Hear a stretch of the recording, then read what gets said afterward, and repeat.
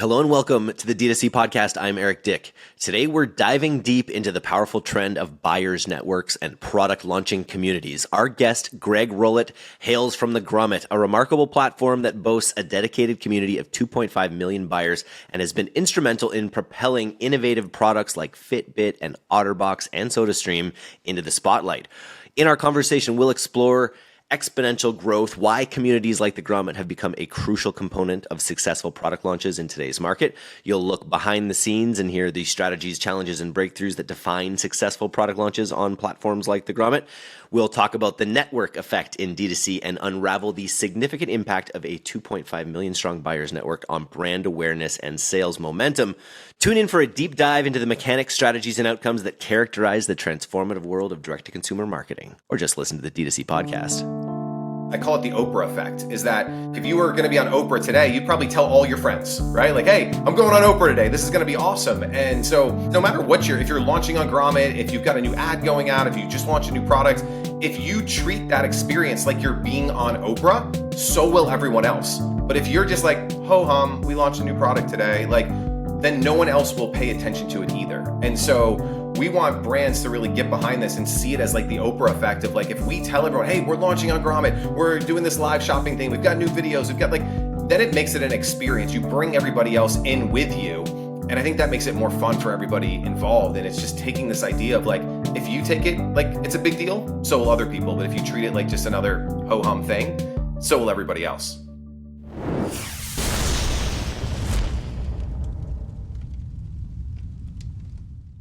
Greg, welcome to the D2C Podcast. Super excited to get into it here. Tell me what the Grommet is. Oh, man. Well, first of all, thank you so much for having us.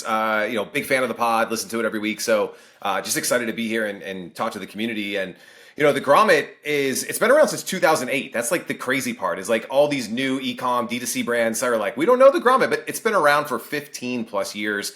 And it really started by two founders who wanted to have a place where like new products could get attention. And this is back in 2008, right? This is like pre all the ads that we're doing now. Is like, it was hard to break through then. And for the past 15 years, we've launched more than 3,000 products to millions of shoppers and really introducing them to what's cool, what's new, what's unique. And what's unique about the current situation is Grommet's really gone through a rebirth in the last few months where we've turned it into a really cool product discovery marketplace for shoppers to come in and let their voice be heard. So instead of like people behind the golden rope, the VIP, the velvet rope saying, this is the product you should check out, or that have the biggest, Facebook ad budget or whatever it is, what if we let the shoppers decide what's cool, what's new, what's unique? And we gave them all the power on the Grommet platform where they get to go in and say, you know what? I like this widget or I like this widget, and they get to vote behind that. And that pushes them to the top of the Grommet platform, which gets them more visibility, more eyeballs, more people going and buying their products. The other thing that we did that's really unique and different in the marketplace is, when someone buys on Amazon, Amazon keeps the customer, right? And we really wanted to empower D2C brands. So when people come to Grommet, they discover the product, they upvote the product, they get excited about it. We actually send them back to your store. So you get all of that first party data, you get to cookie them, you get to, retarget them, you get to add them to your mailing list. And of course, if they buy, you get that shopper. And I think that's really important for brands to survive, thrive, grow. Right now, currently in the marketplace is like, you got to own that relationship with the customer. Right? You have to establish get the lifetime value up, continue to add value to them because that's your biggest asset is those customers. If you didn't, it would negate a lot of I'll bring it back to what Pilot House is doing. Pilot House is always looking for ways outside of just always straight pay to play. Advertise. You put your money into the ad platforms, you get out a return. Hopefully, you sell some products. But we're always looking for ways that we can help, especially newer brands, get a good chunk of sales or kind of and if you don't own that product data that you'd be getting from something like the Grommet, you'd lose all that. And you really need that, especially in those early stages, to refine how you're going to actually grow going forward. So I see it being a really valuable spot in the ecosystem. Yeah, well, there's so many people that are really good at getting people from 0 to 1. Like, here's how to go source your product, build the product, whether that's Kickstarter or going the inventors route. And then I think there's amazing agencies that are able to take something that's got some momentum and maybe you have a little capital behind it and you can pour more capital on it and really scale a brand. But it's hard to go from 1 to 10, right? 0 to Yeah. 1, that's obviously difficult in of itself and finding manufacturers but that can get done. But now it's like, hey, I just ordered 5,000 of these widgets and now they're in my house. Like I got to get rid of them. And we see a really unique place in the marketplace to help those brands to get that initial traction, get their first 500 sales, 1,000 sales, 5,000 sales, so they can go to a pilot house and say, hey, look at all this data I got from launching on Grommet. Now let's pour some gasoline on the fire and really scale up to the next level. So it started as an email list. How big is approximately, like how many shoppers are on this list?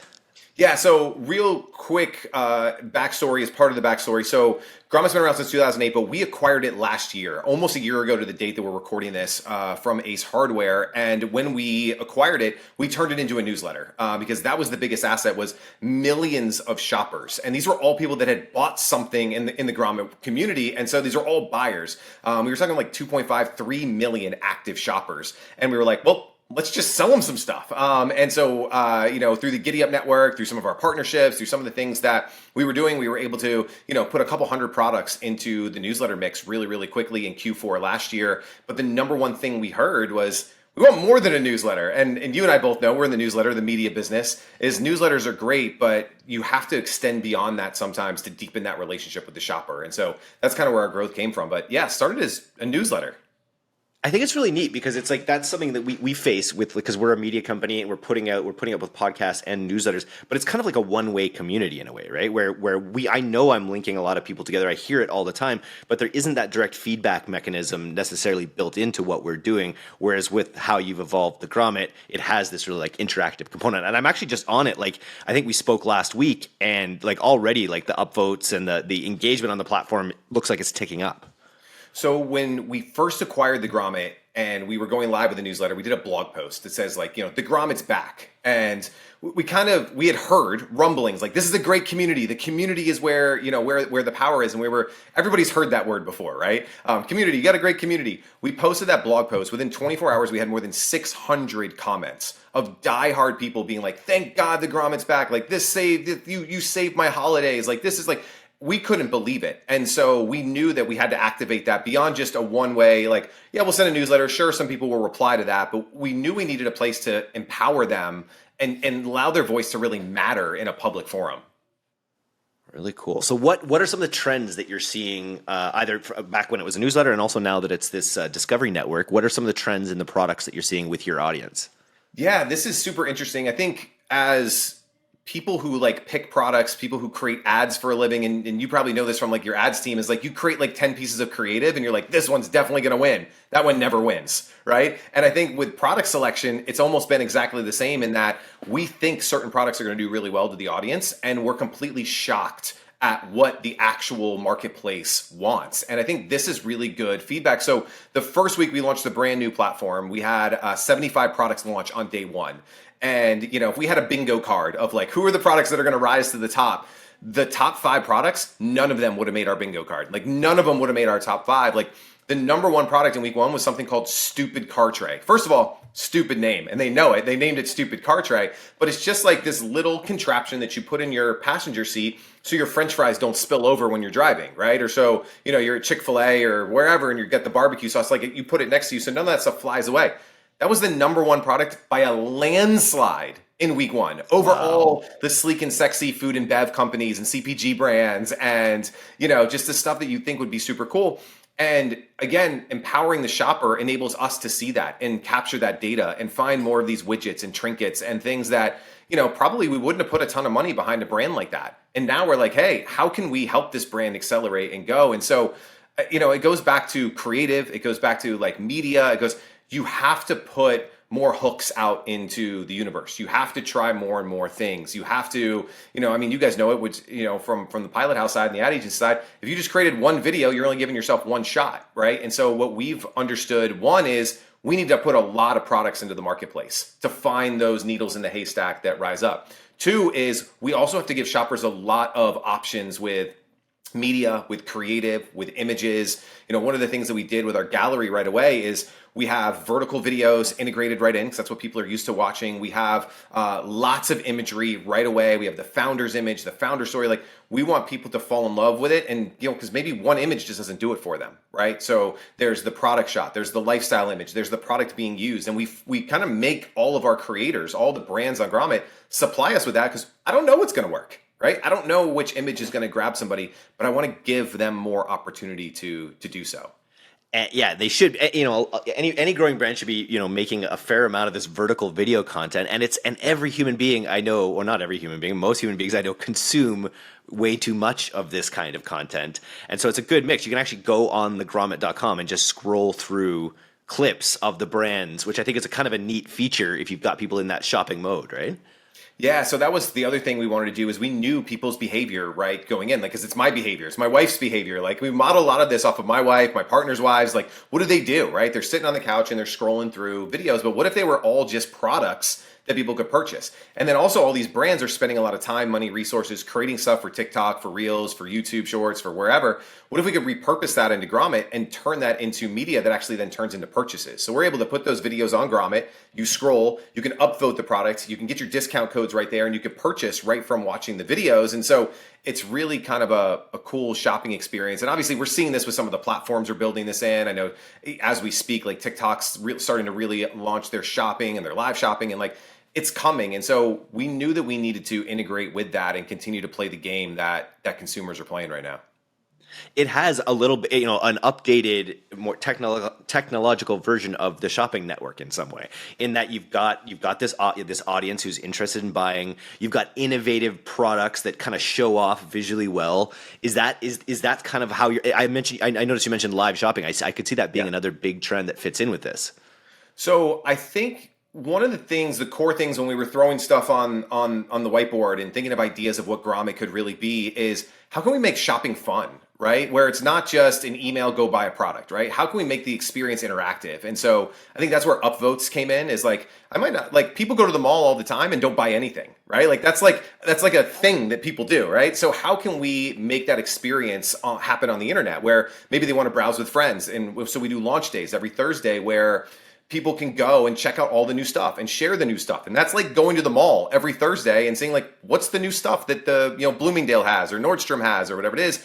And so I think videos is a big part of it, where they can just go and they can just watch videos. That's like a sales rep, like you said, that's like QVC or home shopping or whatever the case is. They're going in there watching videos. They're scrolling through products. They're upvoting products. They're saving products into their wish list. They're seeing, featured guides. And so it kind of created this really cool immersive shopping experience, where it's not just like, here's one product, go to the product, the PDP, check it out, and buy or not. It's now created, kind of a shared shopping experience that they have a voice in, that I think makes shopping on the internet a little more fun, right? It's still not the same as going to the mall, but can we make it a little more fun? And yeah, I agree. I think live shopping is going to play a big part in our future, getting our brands on launch day to be a part of that and, create excitement. I shared an email today. This is even just outside of Grommet stuff, is I call it the Oprah effect, is that, Eric, if you were going to be on Oprah today, you'd probably tell all your friends, right? Like, hey, I'm going on Oprah today. This is going to be awesome. And so I say this, no matter what if you're launching on Grommet, if you've got a new ad going out, if you just launched a new product, if you treat that experience like you're being on Oprah, so will everyone else. But if you're just like, ho hum, we launched a new product today, like, then no one else will pay attention to it either. And so we want brands to really get behind this and see it as like the Oprah effect of, like, if we tell everyone, hey, we're launching on Grommet, we're doing this live shopping thing, we've got new videos, we've got then it makes it an experience. You bring everybody else in with you. And I think that makes it more fun for everybody involved. And it's just taking this idea of, like, if you take it like it's a big deal, so will other people. But if you treat it like just another ho-hum thing, so will everybody else. And you also you can use it as a proof point potentially as well, that we the most upvoted product on Grommet kind of thing, just in the same way as Kickstarter, the same way people use Kickstarter. Yeah, same and product hunt, right? Like that's another Yeah. kind of marketplace in the same vein. And so yeah, we've created that. We actually have it's called Grommet's Product of the Week, and they actually get a free advertising package. If you hit Product of the Week, you get the most upvotes, you hit the top of the trending charts after a week on the platform. We give you a huge ad package to put you in front of all the millions of shoppers in our email list. So there's like a gamification aspect. Every day during launch, we're sending out like the leaderboard every day, like, hey, stupid card trade just took the lead, Benji, what are you going to do about it? And we're like getting these brands to kind of compete and with each other. But what I don't think they also realize is that by telling their social following and getting involved in this, it pushes it to the top of the charts, which is what you want to do. But we're also sending an email to 2.5 million people to go to the homepage of Grommet. Well, what are they going to see first? The ones that are at the top of the charts, right? How do you get to the top of the charts? You get more votes. So if you start that groundswell, right, and you motivate and activate your community, your fans, get to the top. Now, when the email goes out to 2.5 million people, you're not number 40 on the list, not number 30 on the list. You're at the top, and that just accentuates it even further. And that's what we've seen really from the data is like the ones at the top of the charts are the ones getting all the sales. And brands can really kickstart that by activating their community. And again, just gamifying the whole thing, make it fun, make it exciting for the brands and the shoppers to have a little fun shopping online. And if you're gonna, the theme I see here too, it's like solving problems that I didn't quite know I had, in a way. Yeah. Because I feel like that's kind of the experience. Like you go onto it and you're like, oh yeah, I guess I did spill that coffee the other day. I guess that would be because and all of the products are named in a way that's like very problem aware, problem specific. That seems to be the theme with some of the ones that are winning. Well, they solve everyday problem solvers, as you have called out for like what you can. Everyday problem solvers. Like our whole mission is to help shoppers to live a little better, right? Like I don't think a lot of our products are gonna like change your life overnight, but like I'm looking at the site now too, and like Triva Bug Fan, right? It like it's this little fan that like gets rid of mosquitoes, and like that might make your Friday night a little more enjoyable, or your Saturday afternoon, you're getting ready to watch some college football, and now the mosquitoes are gone, and you can enjoy the game in peace, right? Doesn't change your life, but it makes it a little better. And I think the best products that we have are ones that make your life a little better. When you have this a little annoyance, and someone out there, some maker, some inventor, some entrepreneur, some small business owner was like, I have this annoying problem and I'm going to do something about it. I'm going to fix it. I don't know how to sell it, right? So then they come to us, get it on Grommet, get it out there. But I think you're absolutely right. Like, the everyday problem solvers, the things that make our lives a little better, the everyday helpers that enhance our lives. And I think that's what e-commerce D2C does is it allows these things to shine. And there's a place for them now, right? Like Walmart might not carry it on their shelves, but through e-commerce, through D2C, through platforms like Grommet, through these different things, like now they have a place where these products can really push through and help a lot of people. Really cool.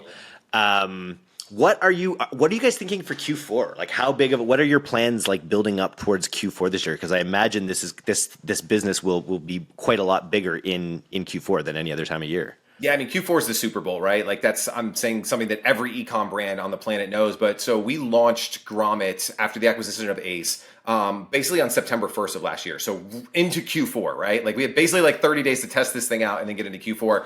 And it was one of the wildest rides I've ever been a part of, right? It was literally just hold on and like, well, I'll see you in January type of thing. And so I think one of the big reasons we wanted to get this platform out end of August into September was to have kind of 30 to 60 days to work out some of the kinks, work out some of the bugs, launch a few hundred brands so that then we can really start sifting and sorting to get ready for Q4. We've created a product inside of Grommet called Guides, right? These are like our internal listicles. And so if we can get a few hundred products, which is the plan right now, we've got about 700 products on the waiting list right now. We want to get to like, almost 1,000 by the end of the year. Well, now we can sift and sort which were the ones that rose to the top, which hit the top of the charts. And now let's build listicles around them. Gifts for him, gifts for her, stocking stuffers, all these things, and use email to drive traffic to the Grommet, to drive to these guides and let the best products win, right? Like let shoppers say like, this is the best stocking stuffer. This is the best, not me because I think this product's cool or that product's cool, but letting the shoppers decide. And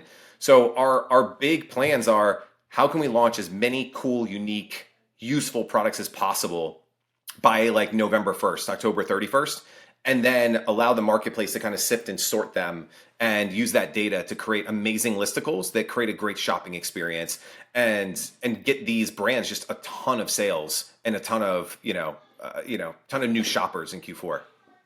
And build SEO, I imagine, as well with these specific guides. Yeah, so that's kind of like the underlying thing is that by just having all these products on there. Let's say we get 1,000 products by the end of the year. Those are 1,000 pages that we can rank for. We can, all of these gift guides. We looked back, during the acquisition process, like using like Ahrefs and like some of the other SEO tools. Like Grommet ranked for nearly every top gift guide type keyword on the planet. And now we're basically going back to all of those and building those back up, as you said, like, so for Q4, so people are searching for like top gifts for grandma. Like we want Grommet to be at the top of that list. We believe that it will be with our SEO strategy, and people finding that, coming in, joining the Grommet community, becoming a member, voting, and then going and purchasing. So we think SEO is going to be huge for a lot of this for these brands. And again, that's now a way for brands to get discovered who they couldn't rank for those on their own, nor do they have a top gifts for grandma gift guide. But now by the association, they're basically getting free traffic from our hard work. So how does it work with the Grommet? So we have a lot of brands listening to this. We already put a post in the newsletter. We drove a bunch of interest from that as well. How does the Grommet actually work from the brand perspective? So this is insane, right? Like I don't even know how I'm going to say this out loud, but right now we're not charging brands anything. There is no sign-up fee, there's no listing fee, and through the end of the year at least, we're not charging brands any commission whatsoever.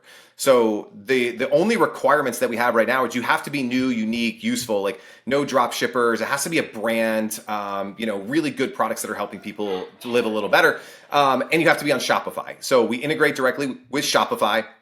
There's a Shopify app that you can download, connects your store to the Grommet, and then you start building your own page. So think of it like an Airbnb listing, right? You go in, you add some of your photos, add your videos. Our team goes and we do clean it up to like Gromify it a little bit and make it fit our community and our voice. But you get to build your page, have control over that. Put you into a launch calendar. We launch products every Thursday. So you'll be slotted into a launch date.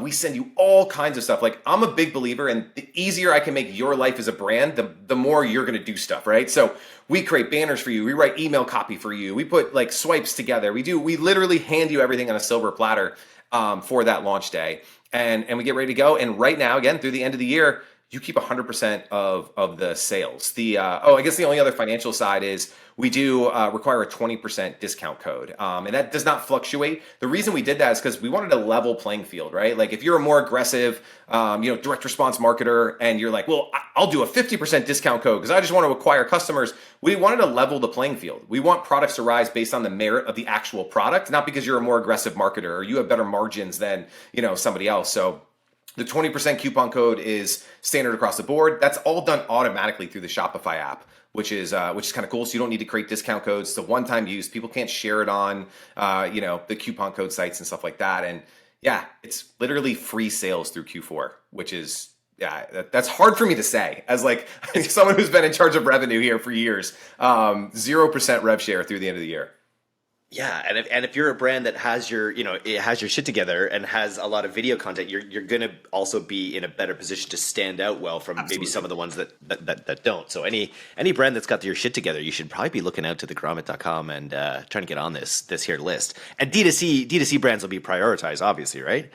Yeah. Oh, absolutely. Yeah. Like listeners of your podcast, like skip the line, right? Like that's like nice. We've had an amazing relationship with you guys.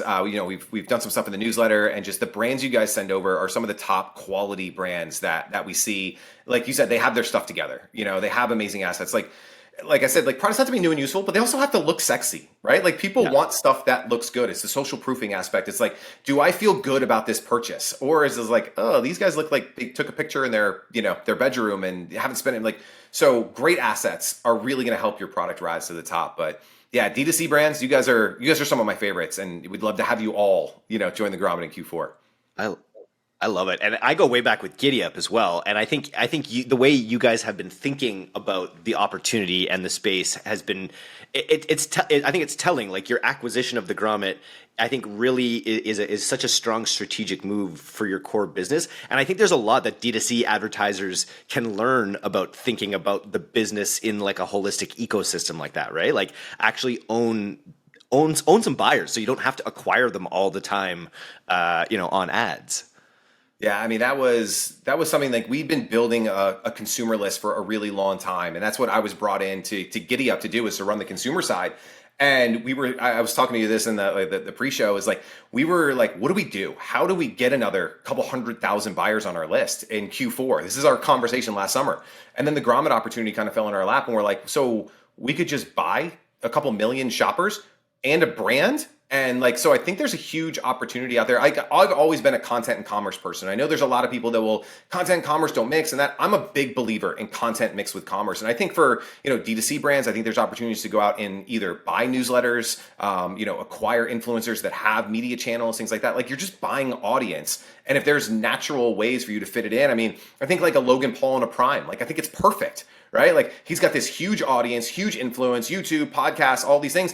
And he's just got a freaking Prime bottle in like every scene, right? Like it just makes a lot of sense. And so I think if you're a D2C brand, it makes sense to also be in the media business, but it also doesn't mean that you have to build that media business. You can acquire that media business. I used to talk all the time like Disney. Disney grew exponentially because they acquired Pixar, they acquired Marvel, they acquired Lucasfilm, they acquired Discovery, and all of a sudden now they have all of this IP, they have all of these eyeballs, all of this distribution, and I think D2C is kind of right for that, but you got to do it smart. I think there's been a lot of brands that have tried this and haven't really integrated it correctly, but I think there's a huge opportunity to buy audience, to buy shoppers, to buy customers out there in the media world right now for a lot of these D2C brands. I just think it's just an area that a lot of our listeners won't have thought about, this sort of like this buyer's network or product discovery tool. I think probably a lot of people talk about product hunt, but I think they only think about that in terms of like in the same vein as Kickstarter, and that it's for that like launching. It's really but actually to be in the that those early stages, mid market, have access to all these buyers in this interactive environment. It's pretty cool. Well, I think there's that. And then there's also the brand who is established in the marketplace, but maybe they're going into a new vertical or they're launching a V2 of their product, or like, why not put it in front of the Grommet, in front of a couple million people, and let that audience, before you go and throw it into Walmart, before you go and spend, 20 grand a day on paid ads, let's launch it to the Grommet and get real-time feedback from shoppers. And so I think that's a huge opportunity for established e-commerce D2C brands. So I think and again, they're on a level playing field, and they might get blown out of the park by, some upstart inventor making widgets in his garage. And I think that's the beauty of Grommet is it's a level playing field between the upstart, inventor maker and these bigger D2C brands. And we give them all the same opportunity to rise to the top. And it doesn't matter what your budget is. It doesn't matter who you are. It doesn't matter who you know. We let shoppers decide what the coolest products on the internet are. And I think to me, that's like the most exciting thing about product discovery is it's not what I want. It's not what you want. It's what the marketplace wants. And we let the marketplace decide who the coolest products are. Very cool. Nice. Well, let's stay in touch. I think anyone who's listening here should go to thegrommet.com. If you've got a D2C brand that thinks fits the bill here, reach out. I guess you've got a form on your page. Or what do you suggest people do who want to be involved?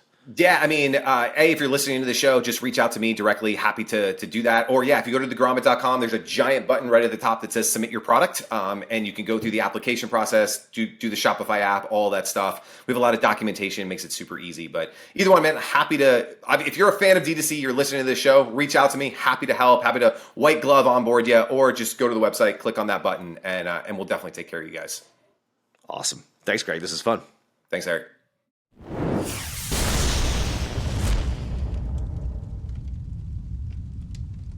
Thanks so much for listening to today's episode. If you're not a subscriber to our newsletter, you can do that right now at direct-to-consumer, all one word, .co. I'm Eric Dyck, and this has been the D2C Podcast. We'll see you next time.